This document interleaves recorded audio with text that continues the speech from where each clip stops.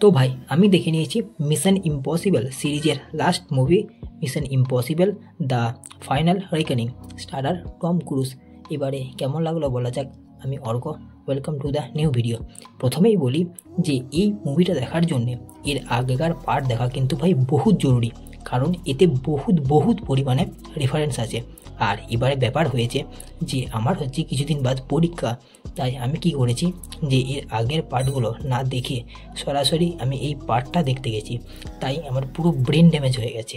তাও আমি এর আগের কিছু রেফারেন্স গুগল থেকে দেখে গিয়েছিলাম, কিন্তু তা সত্ত্বেও এই মুভিটা কিচ্ছু বুঝতে পারি না। তাই সবার কাছে রিকোয়েস্ট যে এই পার্টটা দেখার আগে এর সমস্ত পার্ট যেন দেখে যাবে। আর একটা কথা, যে এর আগের পার্টগুলো আমরা দেখেছি যে প্রত্যেকটাই যে কোনো একটা পার্টিকুলার মিশনের ওপরে হয়, আর ওই জন্যেই এর নামের সাথেও মিশন শব্দটা রয়েছে। আর আগের পার্টগুলোর মতো এটাতেও একটা পার্টিকুলার মিশনই দেখানো হয়েছে। এই পার্টের ভিলেন হচ্ছে AI থ্রিডস, যেটা আগেকার পার্টেও ছিল আর আগেকার পার্ট থেকেই এখানে কন্টিনিউ হচ্ছে। বাকি এই পার্টে কিন্তু আগেকার পার্টগুলোর মতো সেরকম অ্যাকশন নেই, মানে একদমই কম। আর যদি শুধু স্পেশাল করে অ্যাকশনই দেখতে যাও তাহলে কিন্তু তুমি হতাশ হবে। মুভির ফার্স্ট হাফে সেরকম কোনো অ্যাকশন সিন নাই, এমনকি সেকেন্ড হাফেও অনেকটা সময় কেটে যাওয়ার পরে একটা ছোট করে সাবমেরিনের সিন আছে, যেটা দেখে কিছুটা মজা হবে।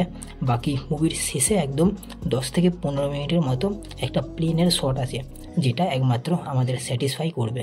সবশেষে বলবো মুভিটা কিন্তু তার সিরিজের আগেকার পার্টগুলোর মতো নয়। এখানে অ্যাকশন খুব কম আর স্টোরি বেশি দেখানো হয়েছে, সাথে যে এর আগেকার পার্টগুলো আছে সেখান থেকে রেফারেন্স অনেক বেশি পরিমাণে নেওয়া হয়েছে, যার কারণে মুভিটা অনেক লম্বাও হয়েছে আর আমাদের মুভিটা দেখে বোরিংও ফিল লাগছে। বাকি এই হচ্ছে মুভিটার রিভিউ। ওভারঅল দেখে একে আমি দেবো 3.5 আউট অফ 5 স্টার। আবার দেখা হচ্ছে নেক্সট ভিডিওতে। বাই, সাবস্ক্রাইবটা করে দাও।